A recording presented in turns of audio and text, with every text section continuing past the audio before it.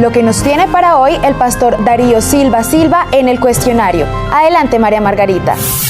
El Señor Jesús nos dio el mayor y mejor ejemplo de oración e incluso nos dio la oración modelo en el Padre Nuestro que encontramos en Mateo 6, versículos 9 al 15. Seguidamente, el pastor Darío Silva nos da más enseñanzas sobre la oración. Pastor Darío, en su libro Las llaves del poder, usted dedica un capítulo a la oración. ¿En qué consiste esta llave? Bueno, pues aquí tocamos fondo, como dicen los buzos, porque no hay cristianismo sin oración. No existe ningún otro medio de comunicación entre el cielo y la tierra que la oración. Y la oración es una autopista de 2 carriles. Por uno suben mis peticiones, por otro bajan las bendiciones. En el Sermón del Monte, que es la Constitución Nacional del Reino de los Cielos, Jesús enseñó sobre oración cosas muy específicas. En Mateo 7:7 voy a leer: pidan y se les dará, busquen y encontrarán, llamen y se les abrirá, porque todo el que pide recibe, el que busca encuentra y al que llama se le abre. ¿Quién de ustedes, si su hijo le pide pan, le da una piedra? ¿O si le pide un pescado, le da una serpiente? Pues si ustedes, aun siendo malos, saben dar buenas cosas a sus hijos, ¿cuánto más su Padre que está en el cielo dará buenas cosas a los que le pidan? Entonces allí tenemos la llave maestra, la que abre todas las puertas.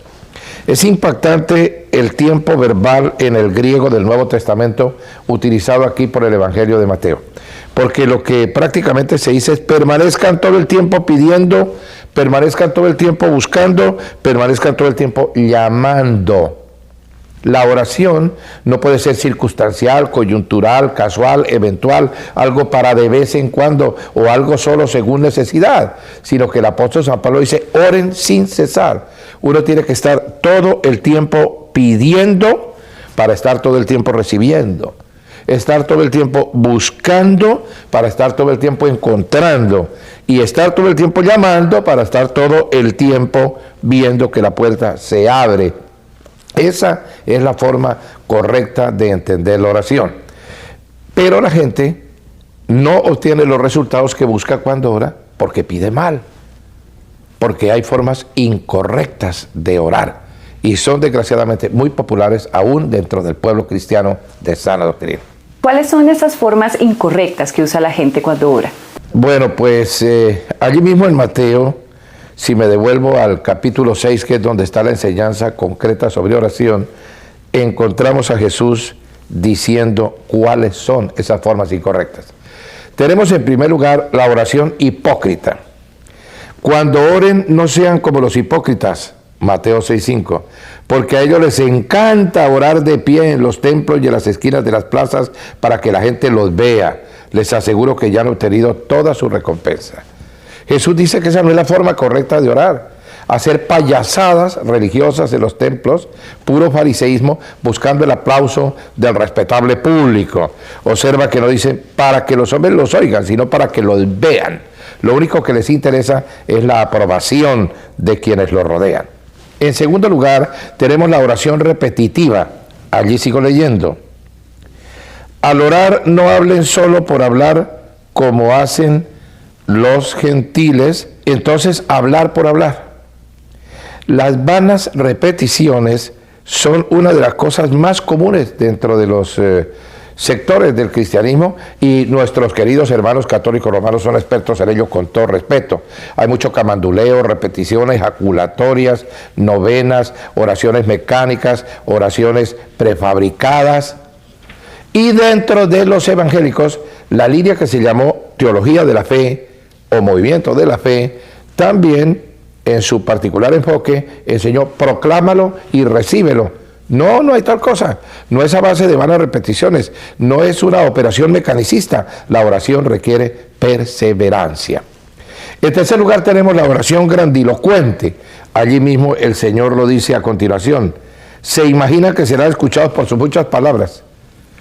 Hay un viejo chiste colombiano según el cual un hombre llega a una finca de la sabana de Bogotá y hace el siguiente pedido. Por favor, sírvame vuestra merced una ánfora repleta del líquido perlático de la consorte del toro. qué tipo tan majadero, en lugar de decir dame un vaso de leche, pues. Entonces Jesús enseña que esas cosas no son correctas delante de Dios. Hay personas que parecen como Marta Sen o Plácido Domingo, y cantantes operáticos que le ponen muchas tesituras a la voz y además utilizan versiones anticuadas de la Biblia, y los oye uno que expresan cosas como Señor Jehová, Elohim, El Shaddai, y un poco de nombres antiguos de Dios utilizados precisamente por los judíos en sus particulares tradiciones. Dame longanimidad y lléname de bienaventuranza y cosas así. Se imagina que por su lenguaje rebuscado el Padre Celestial va a decir, uy, esta señora o este tipo, ¿cómo son delincuentes? Gracias a que son verdaderamente muy buenos oradores literarios, retóricos, les voy a dar todo lo que están pidiendo. El gran predicador Tony Campolo, que ya se encuentra muy anciano, cuenta esta anécdota, que un día estaba orando con eso, del estilo de los evangélicos tradicionales o raizales, lleno de palabras aburridas y raras que nadie entiende, y entonces de pronto sintió que el Espíritu Santo le dijo, Tony, no seas ridículo, no seas cursi. Imagínate que tu hijo entrara aquí a la biblioteca donde estás orando, se parara en la puerta y dijera, oh tú, el autor de tantos libros que son bestsellers dentro del pueblo cristiano, oh tú, el gran predicador en la Catedral Nacional de Washington, oh tú, el decano de teología de la escuela donde yo estudio, oh tú, el gran predicador de mi iglesia. ¿No pensarías que tu hijo se está volviendo loco, Tony? ¿No sería lógico que él entrara, como siempre lo hace, derecho donde tú estás, te diera un abrazo, un beso en la frente y te dijera, viejo, tú eres lo máximo, y después dame las llaves del carro? Jesús enseñó que no es por erudición que el Padre nos va a escuchar, sino por la sencillez y la sinceridad de nuestra oración. Tenemos por otra parte la oración egoísta, otra forma incorrecta de orar. El Evangelio de San Lucas, en el capítulo 18, a partir del versículo 10, nos informa de una parábola de Jesús, que dos hombres suben al templo a orar. El uno era publicano, el otro era fariseo. Y marca la diferencia. El publicano está por allá en un rincón, dándose golpes de pecho y diciendo, Señor, apiádate de mí, que yo no soy sino un pecador y yo ni siquiera puedo alzar los ojos allá donde tú estás. No me atrevo a mirar a tu santo templo. En cambio, el fariseo, de pie, dice Jesús, oraba, oiga esta expresión, consigo mismo. Ni siquiera oraba con Dios, ni menos con los demás, solo para él mismo, para escuchar el sonido de sus palabras. Y se proclamaba muy santo, muy perfecto, muy lleno de virtudes, que él no era como ese miserable que estaba allí en el rincón, ese publicano desgraciado. Bueno, ¿qué dice Jesús? El que regresó a casa justificado fue el publicano, no el fariseo. Porque esas oraciones egoístas para orar consigo mismo no son sino un acto de egolatría. Pero todas estas formas incorrectas de orar nacen de una gran ignorancia que hay en las iglesias sobre las partes específicas que Jesús enseñó para la oración. ¿Cuál es entonces la forma correcta de orar? Bueno, en Mateo 6, una vez más, encontramos al Señor enseñándonos la forma correcta. Observemos algo. Últimamente se ha puesto de moda la oración colectiva. Claro, hay oraciones colectivas. Las familias se reúnen a orar, las sociedades se reúnen a orar, los compañeros de trabajo también. Y por supuesto en la iglesia hay oraciones colectivas, nadie está eliminando eso. Pero esencialmente la oración es personal, es una audiencia que cada uno de nosotros tiene con el Rey del Universo. Por eso Jesús dice, cuando te pongas a orar, entra en tu cuarto, cierra la puerta y ora a tu Padre que está en lo secreto. Así tu Padre que ve lo que se hace en secreto, te recompensará. Charles Spurgeon, el príncipe de los predicadores ingleses, cuenta la anécdota de que a su iglesia llegó una vez un hombre que le dijo, ¿por qué es que aquí no oran? ¿Por qué en los cultos hacían oraciones cortas?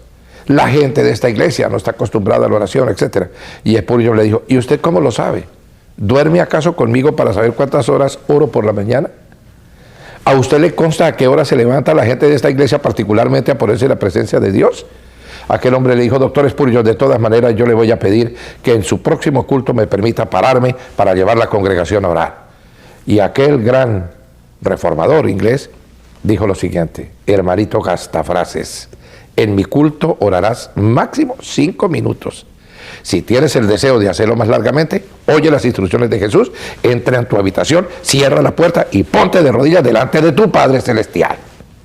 Entonces las formas correctas de orar están dadas en el Padre Nuestro, que lo convirtieron en una vana repetición. El Padre Nuestro es un método. Cuando Jesús dice oraréis así, utiliza un adverbio de modo. No dice oraréis con estas palabras textuales, sino así, bajo este método. Y el método es muy sencillo. En primer lugar, filiación. El versículo 9, allí en Mateo 6, ustedes deben orar así: Padre nuestro que estás en el cielo. Filiación significa, yo no soy un reo y Dios no es un juez. Él es un padre, yo soy un hijo. Nuestra relación es esa. Yo tengo una filiación. Yo me debo acercar a Él como Jesús lo enseñó en el arameo, que era la lengua de Galilea, donde Él hizo su ministerio, Abba. Y la palabra Abba no significa padre, significa papito, lo que en inglés se dice daddy. Es decir, se trata de un diminutivo de confianza.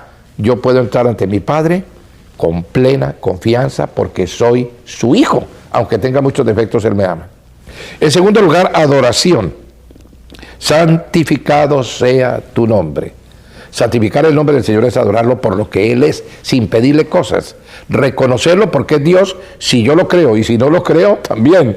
Y es el Señor si yo lo proclamo, y si no lo proclamo, también es el Señor. Adoración es simplemente rendirse a Él, derramar delante de Él el corazón por lo que Él es, porque es Dios eterno. Y luego tenemos sumisión. Allí sigo leyendo. Venga tu reino, hágase tu voluntad en la tierra como en el cielo. Cosa tremenda porque a nadie le gusta someterse. Todos quieren que Dios se someta a ellos, aunque parezca un despropósito. Últimamente se le ha enseñado a la gente a orar de la manera más incorrecta posible. Hágase mi voluntad. Señor, esto es lo que quiero que me des, y sientan a Dios como en una butaca, como una especie de títere o de paje al servicio del hombre que tiene que someterse a sus caprichos. No, Jesús nos enseñó a orar: hágase tu voluntad y venga tu reino. Si tiene que venir es porque no está aquí, como algunos pretenden. Entonces, no es lo que yo quiera, es lo que quiera Él. Que su reino se establezca en mi corazón, en mi familia, en mis empresas, en mi iglesia, en mi sociedad, en mi nación, etc. Tenemos por otra parte la petición, que es lo que algunos suelen hacer en todos los casos. No es lo primero que Jesús enseña. Danos hoy nuestro pan cotidiano. Se utiliza el pan porque es la necesidad básica, el alimento, pero aquí es donde uno le pasa al Señor la lista del mercado. No es incorrecto que le pidamos cosas. El mismo Jesús dice: pida que el Padre le dará si usted lo hace correctamente. Entonces nuestras necesidades las colocamos específicamente delante de Él en esta parte de la oración. Luego tenemos algo muy importante que muchos olvidan: el perdón. Perdónanos nuestras deudas como también nosotros hemos perdonado a nuestros deudores. Y observe esa reciprocidad tan clara, esa causalidad, esa ley de causa y efecto. El que no perdona no será perdonado. Agustín de Hipona dice que el Padre se tapa las orejas cuando ora un rencoroso. Si no perdonamos, el Padre no escucha nuestra oración. No hay cristianismo sin oración, pero no hay cristianismo sin perdón. Y luego tenemos liberación. En el versículo 13 lo leo: no nos dejes caer en tentación, sino líbranos del maligno. Hay unas fuerzas de tinieblas que todo el tiempo están al frente de nosotros tratando de quitarnos la paz. Son los demonios. Ellos envían pensamientos perversos, sentimientos malos, acciones violentas a nuestra vida. Pero nosotros nos protegemos correctamente en el método del Padre Nuestro para estar libres durante todo el día en que estamos orando de la influencia de esas fuerzas tenebrosas. ¿La Biblia habla acerca de lugares específicos donde se deba orar? Sí, hay algunos lugares donde la oración se hace habitualmente, pero la oración puede elevarse en cualquier momento, desde cualquier lugar. Recordemos lo que uno de los más grandes teólogos modernos nos enseñó, Paul Tillich, precisamente. En el Antiguo Testamento eran sagradas las cosas, en el Nuevo Testamento son sagradas las personas. Hay una enseñanza de Jesús en Mateo 21 que me gustaría repetir hoy. Entra Jesús en el templo y echa de allí a todos los que compran y venden, vuelca las mesas de los que cambiaban dinero y los puestos de los que vendían palomas. El famoso episodio en el cual Jesús lo primero que hace al entrar al templo es limpiarlo. Casa de limpieza. Hay muchos templos, dice, escrito está: mi casa será llamada casa de oración, pero ustedes la están convirtiendo en cueva de ladrones. Está citando al profeta Isaías. ¿Cuántos templos hay que son cuevas de ladrones? ladrones de la honra, ladrones de la libertad, ladrones de la pureza y ladrones también del dinero de las personas. Entonces lo primero que hay que tomar en cuenta cuando se va a orar es limpieza. Porque antes de decir casa de oración, la limpia con su perrero, saca de allí los mercaderes. En segundo lugar, entonces, casa de oración. Se le acercaron en el templo ciegos y cojos y los sanó. Casa de milagros. Algunos piensan que uno llega al templo y automáticamente será sanado. No hay tal cosa. No es tan automático el milagro. El milagro requiere primero limpieza y después oración. Limpieza, oración y milagros. Y después tenemos cómo se desata la guerra espiritual. Cuando los jefes de los sacerdotes y los maestros de la ley vieron que hacía cosas maravillosas y que los niños gritaban en el templo, Hosana al hijo de David, se indignaron. No les gustaba que los muchachos armaran semejante algarabía porque Jesús había limpiado la casa de los ladrones, la había declarado como un recinto de oración y luego estaba sanando los cojos y todos los enfermos en el templo. Para ellos, la algarabía de los muchachos era cosa fastidiosa. Se desata entonces una batalla espiritual porque a las fuerzas de tinieblas no les gusta que se limpie la casa, que se ore y que se produzcan los milagros. Y luego entonces, ¿qué es lo que pasa? Que es una casa de alabanza finalmente, porque oye lo que estos están diciendo, protestaron. Claro que sí, respondió Jesús, ¿no han leído nunca en los labios de los pequeños y de los niños de pecho, has puesto la perfecta alabanza? Bueno, entonces tenemos el procedimiento correcto. Primero, casa de limpieza. Segundo, casa de oración. Tercero, casa de milagros. Cuarto, casa de guerra espiritual. Y finalmente, casa de alabanza. El que haya logrado los 4 primeros pasos también obtendrá en su vida vivir en estado de alabanza permanente al Señor. Pero por supuesto, tenemos muchos inconvenientes con la gente que piensa que hay que estar todo el tiempo orando, sin actuar. Y los otros que piensan hay que estar todo el tiempo actuando, sin orar. Los que por estar orando no tienen tiempo para trabajar, y por los que para estar trabajando no tienen tiempo para orar. Pero la oración es para la acción, se ora para obrar. Por eso Charles Spurgeon dijo en forma admirable, el que trabaja y no ora es un orgulloso, pero el que ora y no trabaja es un hipócrita. Estamos repletos, atestados de hipócritas y de orgullosos en las iglesias. Hay que orar y hay que obrar. Oro para recibir el poder que me permita acertar en todo lo que hago en mi vida diaria.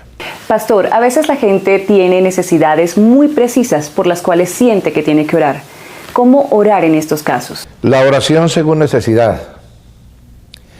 El doctor Pat Robertson, director de la cadena cristiana de difusión CBN, enseñó hace algunos años algo que me pareció maravilloso. Supongamos que estamos en una finca, en un rancho, dicho en términos norteamericanos, donde todo depende de una planta eléctrica. Durante el día la planta eléctrica está prendida, durante la noche se apaga, mientras la gente va a reposo. Cuando estamos durmiendo somos plantas de energía espiritual en reposo, podríamos decir así. Entonces Robertson lo ilustraba de la siguiente manera. Por la mañana a nadie se le ocurriría tratar de prender el televisor, el horno microondas, los bombillos de la luz eléctrica, un radio, cualquier electrodoméstico en general, sin primero encender la planta. La planta es la que produce la energía para que todos los interruptores que hay en la casa puedan funcionar correctamente. Los switches no funcionan si no hay energía. Entonces, lo primero que hay que hacer por la mañana es prender la planta eléctrica. Esa es la oración devocional. Luego, durante el día, todos los switches que necesitamos funcionarán. No hay necesidad de hacer largas oraciones cada vez que necesitamos bendecir algo. Conozco gente que se sienta a la mesa y ora no solamente por el que mató la vaca, ¿no?, de donde salió la carne que están consumiendo, sino por la familia del que sembró las verduras, por el dueño de la tierra, y empiezan a hacer largas oraciones y el almuerzo termina por empalizarse y saber muy feo. No es necesario hacer eso si por la mañana la planta eléctrica ya se prendió. Son oraciones switches. Jesús nunca hizo largas oraciones para producir ningún milagro. Durante el día sus oraciones eran cortas, eran switches de poder, porque ya había prendido la planta por la mañana. Podríamos decirlo en estos términos. Tenemos una comunicación con el cielo a través de 2 medios. El internet y el celular. Algunos pretenden comunicarse con el Padre solo a través del celular. oraciones según necesidad. Eso no funciona si por la mañana la persona no se ha sentado frente a su computador y en la red espiritual de internet ha colocado un email minucioso al Padre. Eso queda ya computarizado, codificado. Por eso cuando llaman por el celular, el Padre mira y dice, ah sí, ya me llamó por la mañana, ya me envió la carta, y le contesta inmediatamente ese llamado de urgencia que se hace vía celular. Vamos a mirar algunos ejemplos de las oraciones de Jesús según necesidad en el Evangelio de San Marcos, donde abundan. Por ejemplo, en el capítulo 1 y el versículo 24-25, Él está en el templo de Capernaum y hay un hombre endemoniado. Y el espíritu impuro enfrenta a Jesús y le dice, tú has venido para destruirme, yo sé quién eres, no te entrometas conmigo. Y Jesús mira qué utiliza. Un lenguaje muy sencillo, muy directo y muy claro. Cállate, sal de este hombre. Y se produce la liberación. El Señor no hizo un gran espectáculo, no oró largamente, estaba cargado de energía desde por la mañana. Más adelante, en el mismo Evangelio, en los versículos 40-41 del mismo capítulo encuentro, un hombre que tenía la lepra se le acercó y de rodillas le suplicó, si quieres, puedes limpiarme. Observa, si quieres, si es tu voluntad. No es que yo quiero, sino primero que sea tu voluntad. Movido a compasión, Jesús extendió la mano y tocó al hombre diciéndole, sí quiero, queda limpio. Y desapareció la lepra. Ningún espectáculo religioso para hacer esta sanidad. Luego vemos en el propio Evangelio de San Marcos, en el capítulo 2, en el versículo 11, me impresiona cuando le habla al paralítico. A ti te digo, levántate, toma tu camilla y vete a tu casa. Listo, oración switch de Jesús. Pero una de las más impresionantes es cuando llega al templo y hay un hombre que tiene una mano paralizada, el famoso hombre de la mano seca. Le dice, extiende la mano. La extendió y la mano quedó restablecida, con 3 palabras. Ahora, se nos olvidan a veces algunas cosas importantes. Allí mismo, en el capítulo 4 y el versículo 39, hay una tempestad en medio del mar, todos están aturdidos, atemorizados de manera terrible. Despiertan a Jesús que está durmiendo, echándose un motocito, se ve que había trabajado muy largo, el Señor estaba cansado. Lo despiertan y dice, pero mira que nos vamos a hundir, que vamos a naufragar. Y dice el Evangelio, se levantó, reprendió al viento y ordenó al mar, silencio, cálmate. El viento se calmó y todo quedó completamente tranquilo, con 2 palabras. Hay algunos que piensan que la eficacia de la oración consiste en lo larga que sea. No es en su duración, es en su intensidad. Es en la sinceridad del corazón y en la fe que se ponga en la oración. De tal manera que si nosotros entendemos estas cosas tan sencillas, entonces podremos orar como lo dijo muy bien Pablo a los filipenses. Por nada estén afanosos. Den a conocer al Padre en toda oración y ruego con acción de gracias sus peticiones en forma específica, y la paz de Dios, que sobrepasa todo entendimiento, guardará sus corazones, sentimientos y sus pensamientos, cerebro, ideas, en Cristo Jesús. La oración es el único método que existe para comunicarnos con Dios, no hay otro. Pero la oración hay que hacerla en la forma sistemática como Jesús enseñó, cerrando la puerta en privado con el Padre.